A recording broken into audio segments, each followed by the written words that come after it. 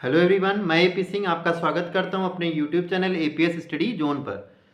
तो सामान्य ज्ञान प्रश्नोत्तर श्रृंखला के अंतर्गत आज हम लोग कुछ प्रश्नों को डिस्कस करेंगे। तो जो पहला प्रश्न है वो बताइएगा स्पोर्ट्स से रिलेटेड प्रश्न है कि बताइएगा कि वह कौन सा देश है जिसने सबसे पहले फुटबॉल विश्व कप को जीता था।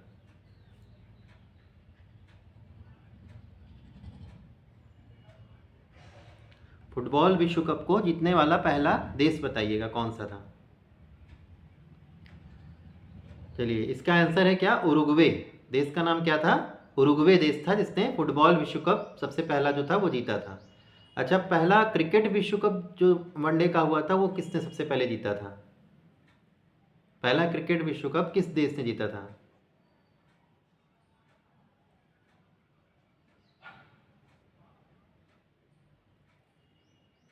वेस्ट इंडीज देश ने जीता था। किसने जीता था? West Indies. अच्छा, ये बताइएगा T20 का जो पहला क्रिकेट विश्व कप हुआ था वो किस देश ने जीता था? T20 इंटरनेशनल का जो पहला क्रिकेट विश्व कप हुआ था वो किस देश ने जीता था?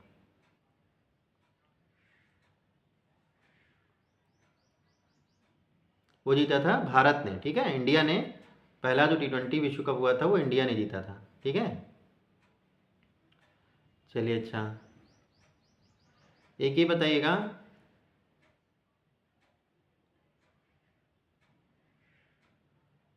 कि जो आपने सुना होगा मैराथन दौड़ एक होती है, तो उसकी जो दूरी होती है वो कितनी होती है, यानी कितनी डिस्टेंस उसको लगभग कवर करी जाती है, मतलब एक आइडियल जो डिस्टेंस है उसकी वो बताना है आपको। 26 मील 385 गज होती है। कितनी होती है? 26 मील 385 गज होती है। ठीक है, या इसको किलोमीटर में अगर देखेंगे तो 42.195 किलोमीटर। ठीक है, कितनी होती है? 42.195 किलोमीटर होती है। ठीक है, चलिए। अच्छा, एक और बताइएगा क्वेश्चन।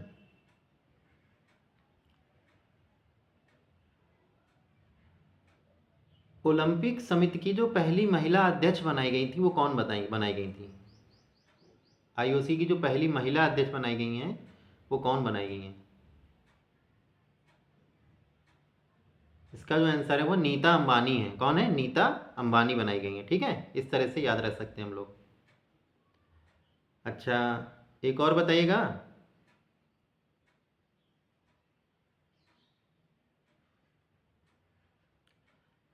ये बताइएगा कि ऐसा कौन सा शासक था, मुगल शासक था, जिसने चारबाग बनाने की परंपरा को और मनसबदारी की जो प्रथा थी इन दोनों को शुरू किया था। चारबाग बनाने की परंपरा और मनसबदारी जो प्रथा थी इसको शुरू करा था। कौन सा जो मुगल शासक था उसका नाम बताइए।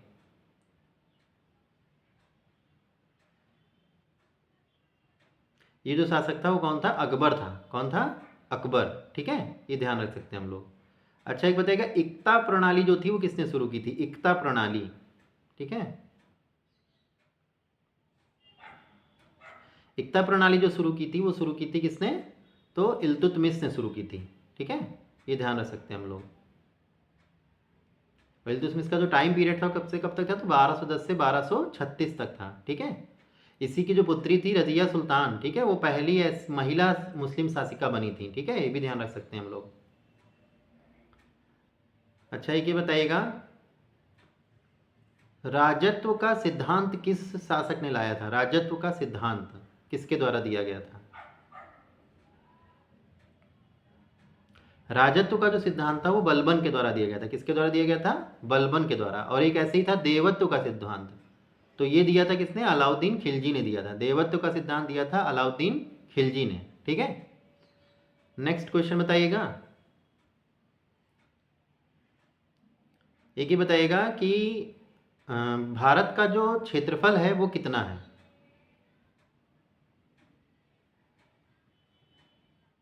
भारत का देखिए क्षेत्रफल जो है 32,87,263 वर्ग किलोमीटर है। कितना है? 32,87,263 वर्ग किलोमीटर है। ठीक है, तो ये ध्यान रख सकते हैं हम लोग, 32,87,263 वर्ग किलोमीटर।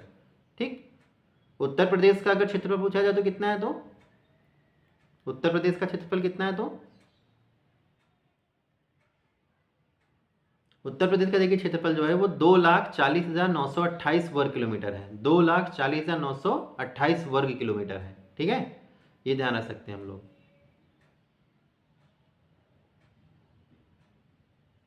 अच्छा, एक ये बताइएगा, पृथ्वी से चंद्रमा की जो दूरी है वो लगभग कितनी किलोमीटर में है? ये है आपकी 3,84,365 किलोमीटर की। कितनी है? 3,84,365 किलोमीटर की है, ठीक है, ये ध्यान रख सकते हैं हम लोग। पृथ्वी से सूर्य की दूरी कितनी है? तो लगभग में उसको बताया जाता है 14.98 करोड़ किलोमीटर है, ठीक है, 14.98 करोड़ किलोमीटर है, ठीक है। इस तरह से हम लोग ध्यान रख सकते हैं, छोटे छोटे जो बेसिक्स हैं इनको, ठीक है। अच्छा, एक ये बताइएगा, सूर्य से जो प्रकाश जो होता है पृथ्वी पर जो आता है उसको लगभग कितना समय लगता है? सूर्य से पृथ्वी तक सूर्य के प्रकाश को आने में लगा हुआ समय बताना है आपको। देखिए, सूर्य से प्रकाश जो होता है पृथ्वी तक जो आता है सूर्य का प्रकाश, वो 8 मिनट 16.6 सेकंड लगता है। एग्जैक्ट जो वैल्यू है वो 8 मिनट 16.6 सेकंड की है। किसी किसी बुक्स में आपको लिखा मिल जाएगा 8 मिनट 17 सेकंड भी मिल जाएगा, ठीक है। तो इस तरह से हम लोग ध्यान रख सकते हैं, ठीक है। अच्छा, एक ये बताएगा, माउंट एवरेस्ट जो है दुनिया की जो सबसे लंबी चोटी मानी जाती है उसकी ऊंचाई कितनी है?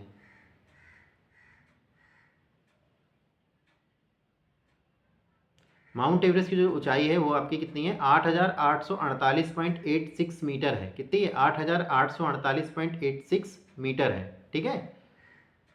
ये जो एग्जैक्ट वैल्यू दी गई है ये चीन और नेपाल देश ने मिलकर के इसकी जो दूरी बताई है एग्जैक्ट। वैसे तो किसी किसी बुक्स में आपको 8,850 किलोमीटर भी मिल जाएगा, ठीक है, लेकिन जो एग्जैक्ट इस समय की जो वर्तमान जो बताई गई है उसकी डिस्टेंस वो बताई गई कितनी?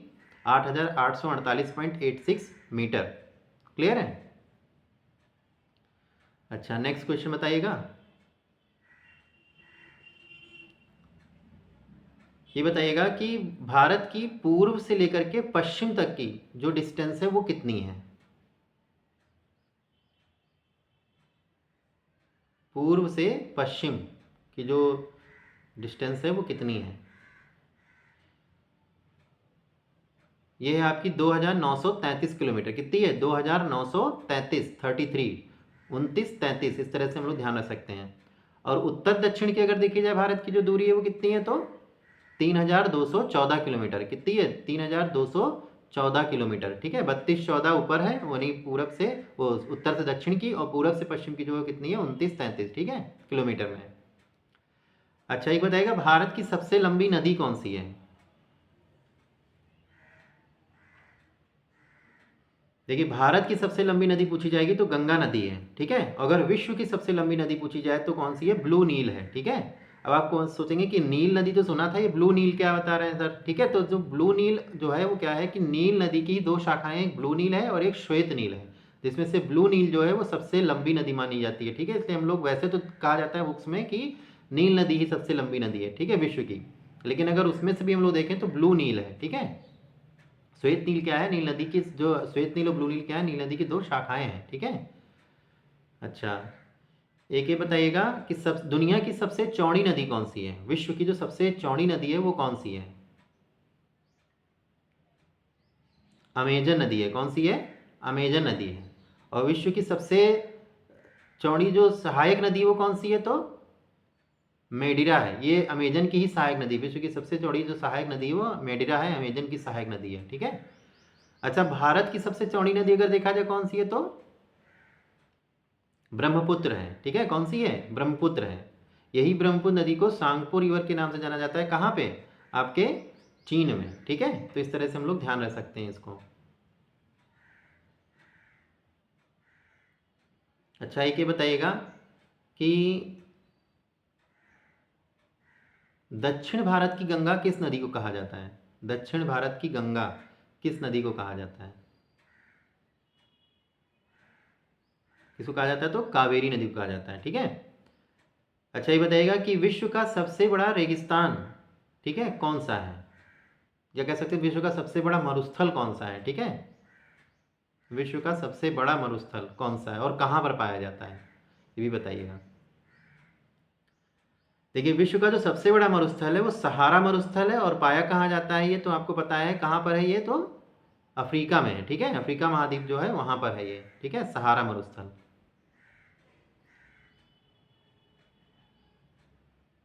अच्छा, एक ये बताइएगा, कोयला नदी के नाम से विश्व की कौन सी नदी है जो जानी जाती है? कोयला नदी के नाम से जाना जाता है इसको। ये नदी जो है आपके, ये यूरोप में पाई जाती है, और इसका नाम क्या है? राइन नदी। क्या नाम है? राइन नदी, जिसको कोयला नदी के नाम से हम लोग जानते हैं, ठीक है। अच्छा, एक ये बताइएगा कि पक्षी के पंजे के जैसा जो डेल्टा बनाने वाली नदी है वो कहाँ पर है पाई जाती है? वो नदी का नाम बताइएगा। पक्षी के पंजे के जैसा डेल्टा बनाती है वो नदी, तो कौन सी नदी है और कहाँ पर है? देखिए, पक्षी के पंजे के जैसा जो डेल्टा बनाती है वो नदी आपकी कौन सी है? तो मिसिसिपी मिसौरी नदी, जो कि उत्तरी अमेरिका में पाई जाती है, ठीक है। कहाँ पाई जाती है? उत्तरी अमेरिका में पाई जाती है, ठीक है। अच्छा, विश्व का शुष्कतम मरुस्थल कौन सा है और कहाँ पर पाया जाता है? ये विश्व का शुष्कतम मरुस्थल कौन सा है और ये कहाँ पर पाया जाता है, ये बताना है आपको। देखिए, विश्व का शुष्कतम मरुस्थल जो है वो आटाकामा मरुस्थल है, जो कहाँ पाया जाता है? दक्षिणी अमेरिका में पाया जाता है। कहाँ पाया जाता है? दक्षिणी अमेरिका में। आटाकामा मरुस्थल के नाम से हम लोग इसको जानते हैं। अच्छा, ये बताइएगा, विश्व की सबसे ऊंचाई पर स्थित झील कौन सी है? इसको नौकायन झील के नाम से भी जानते हैं, ठीक है, बता सकते हैं आप लोग। कौन सी झील है? तो टिटीकाका झील है। कौन सी झील है? टिटीकाका झील है। अच्छा, ये बताइएगा, विश्व की सबसे बड़ी ताजे पानी की झील कौन सी है? Fresh water lake in the world, ठीक है। सबसे बड़ी जो ताजे पानी की झील है विश्व की, वो कौन सी है? इस झील का नाम है सुपीरियर झील। कौन सी झील है? सुपीरियर झील है, ठीक है, जो कहाँ पाई जाती है? आपकी नॉर्थ अमेरिका में पाई जाती है, ठीक है। अच्छा, और विश्व की सबसे बड़ी खारे पानी की झील कौन सी है? तो विश्व की सबसे बड़ी जो खारे पानी की झील है वो है आपकी कौन सी? कैस्पियन सागर है, ठीक है, रूस में है। कौन सी है? कैस्पियन सागर है, ठीक है। अच्छा, एक ये बता सकते हैं आप कि भारत की सबसे बड़ी खारे पानी की झील कौन सी है? वो तो विश्व की थी कैस्पियन सागर, भारत की सबसे बड़ी खारे पानी की झील कौन सी है? देखिए, भारत की सबसे बड़ी जो खारे पानी की झील है उसका नाम है क्या आपका? सांभर झील, राजस्थान में पड़ती है। कुछ लोग बोलेंगे चिल्का झील है। चिल्का झील देखिए क्या है? लैगून झील है, ठीक है।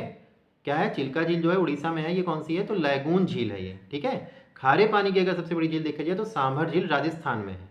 ठीक उसी प्रकार से एक बता सकते हैं कि मीठे पानी की सबसे बड़ी झील जो भारत की है वो कौन सी है और कहाँ पर लोकेटेड है ये? देखिए, मीठे पानी की जो भारत की सबसे बड़ी झील है वो वुलर झील है, और कहाँ पर है? जम्मू कश्मीर में है ये, ठीक है। कहाँ पर है? जम्मू कश्मीर में है। अच्छा, एक बताइएगा, केरल की झीलों को अन्य किस नाम से जाना जाता है? एक विशेष नाम है केरल की झीलों को कहा जाता है, वो कौन सा नाम है जो केरल की झीलों को कहा जाता है सम्मिलित रूप से? देखिए, केरल की झीलों को कयाल के नाम से भी जाना जाता है। किस नाम से जाना जाता है? कयाल के नाम से भी केरल की झीलों को जाना जाता है। और केरल के बारे में आपको जानते होंगे कि भारत का सबसे अधिक साक्षरता दर अगर किसी राज्य में है तो कहाँ पर है? वो केरल में ही है। भारत के सबसे अधिक जो साक्षर राज्य है वो कौन सा है? तो केरल है, ठीक है। इस तरह से हम लोग ध्यान रख सकते हैं। और सबसे ज़्यादा लिंगानुपात भी वहीं पर है, ठीक है, ये भी ध्यान रख सकते हैं, केरल में ही। अच्छा, एक और बताइएगा क्वेश्चन।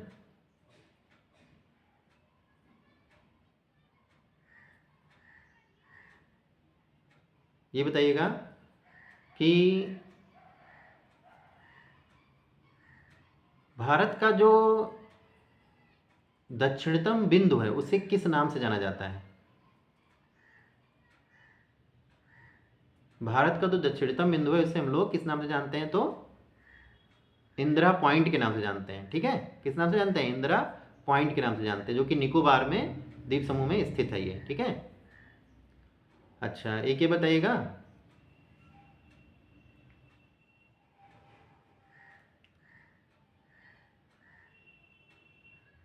भारत का सबसे छोटा तटीय राज्य कौन सा है? जिसकी तटीय सीमा जो है सबसे छोटी है, वो कौन सा राज्य है?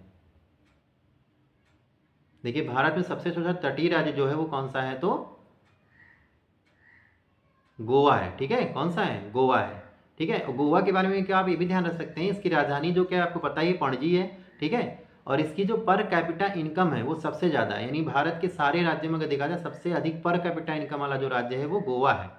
और एक और चीज़ ध्यान रख सकते हैं गोवा से हम लोग, गोवा एक ऐसा राज्य है जहाँ पर समान नागरिक संहिता लागू है। ठीक है, समान नागरिक संहिता भारतीय अनुसंधान के किस, भारत के जो संविधान है उसके किस आर्टिकल के अंतर्गत है, तो आपको पता है आर्टिकल 44 के अंतर्गत है। ठीक है, तो आप बता सकते हैं समान नागरिक संहिता भारत के किस राज्य में लागू की गई थी, तो गोवा में। हालांकि अभी हाल ही में इसको उत्तराखंड राज्य में भी लागू कर दिया गया है। ठीक है, एक ये बताइएगा, अच्छा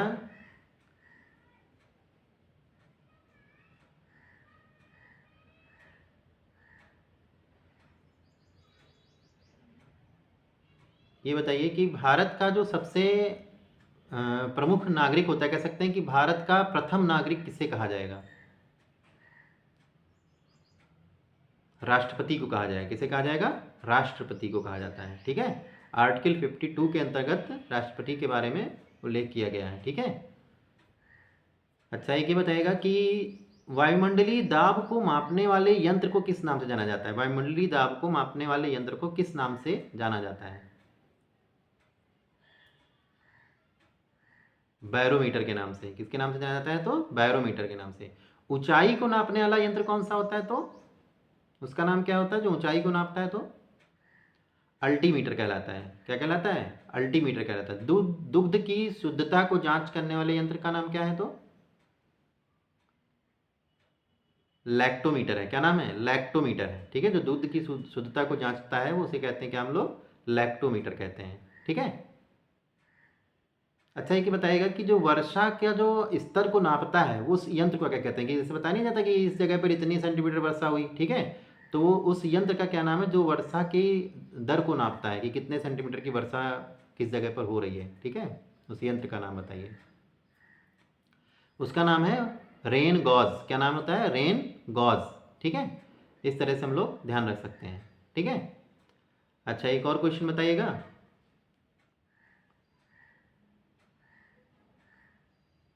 ये बताइएगा कि ऐसा कौन सा शासक था जिसको कहा जाता है कि जिसका जो टाइम पीरियड था वो स्थापत्य कला का स्वर्ण काल कहा जाता है, यानी उसके टाइम पर स्थापत्य कला बहुत अच्छे से फली फूली थी, तो कौन सा शासक था वो जिसका टाइम पीरियड कहा जाता है स्थापत्य कला का स्वर्ण काल? तो शाहजहां के टाइम पीरियड को कहा जाता है। किसके टाइम पीरियड को? शाहजहां के टाइम पीरियड को स्थापत्य कला का स्वर्ण काल कहा जाता है। ऐसे ही साहित्य का स्वर्ण काल कहा जाता है एक शासक के शासन काल को। कौन सा शासक था जिसके शासन काल को कहा जाता है साहित्य का स्वर्ण काल? तो अकबर का था। ठीक है, किसका था? अकबर का। अकबर का जो शासन था उसको कहा जाता है साहित्य का स्वर्ण काल कहा जाता है। ठीक है, ऐसे ही एक शासक है जिसके टाइम पीरियड को चित्रकला का स्वर्ण काल कहा जाता है। चित्रकला का स्वर्ण काल किस शासक के शासन काल को कहा जाता है, बता सकते हैं? जहांगीर के। ठीक है, किसके शासनकाल को? जहांगीर के शासनकाल को चित्रकला का स्वर्ण काल कहा जाता है। अच्छा, भारतीय इतिहास का स्वर्ण काल किस काल को कहा जाता है? भारतीय इतिहास का स्वर्ण काल किस काल को कहा जाता है?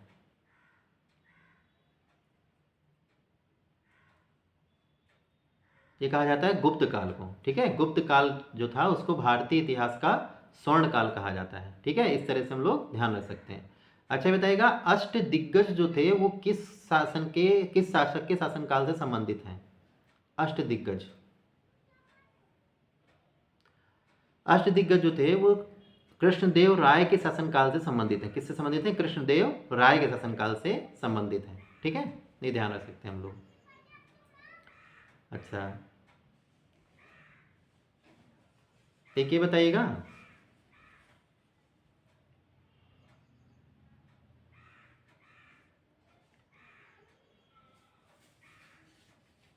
भारत का ऐसा कौन सा राष्ट्रपति है जिसको दार्शनिक राजा कहा जाता है? डॉक्टर सर्वपल्ली राधाकृष्णन को कहा जाता है। किसको कहा जाता है? डॉक्टर सर्वपल्ली राधाकृष्णन को कहा जाता है। ठीक है, तो इस तरह से हम लोग इनको ध्यान रख सकते हैं इस क्वेश्चन को। ठीक है, देखिए बताइएगा,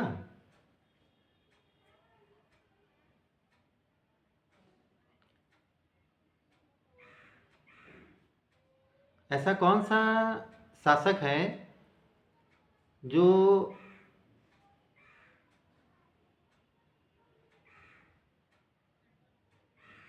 कह सकते हैं ऐसा कौन सा शासक था जो एक पुस्तकालय खुद बनवाया था, जिसको नाम दिया गया था दीन पनाह, ठीक है। तो उसकी सीढ़ियों से गिर करके उसकी मृत्यु हो गई थी। कौन सा शासक था ऐसा?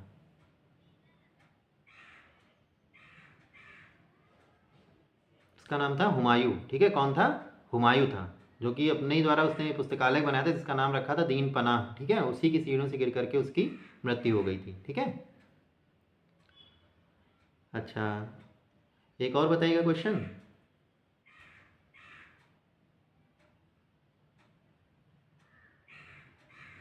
ये बताइएगा कि भारत से सीमा साझा करने वाला जलीय जो देश है वो कौन सा है, जो जलीय सीमा साझा करता है भारत से? केवल जलीय सीमा बता रहे हैं कि जलीय और स्थलीय नहीं पूछ रहे हैं, सिर्फ आपको बताना है कि जलीय सीमा जो साझा करता है वो देश कौन सा है। देखिए, जलीय सीमा जो भारत से साझा करता है वो श्रीलंका है, ठीक है। और एक और है आपका कौन, तो मालदीव, ठीक है। ये दोनों देश जो हैं ये क्या करते हैं, भारत से जलीय सीमा साझा करते हैं। अगर आपसे ये पूछा जाता है कि जलीय और स्थलीय, तो कई सारे देश आ सकते हैं, जैसे कि आपका म्यांमार भी है, ठीक है, पाकिस्तान भी है, क्लियर है। लेकिन आपसे मैंने क्या पूछा था आपसे कि जो सिर्फ जलीय सीमा साझा करता हो, ठीक है, तो वो आपको बताना है कि आपका श्रीलंका था। और सबसे निकटतम अगर देख लेंगे तो यही है आपका, श्रीलंका ही है, ठीक है। अच्छा अच्छा, भारत और श्रीलंका के बीच में एक जलसंधि है, उस जलसंधि का नाम बता सकते हैं?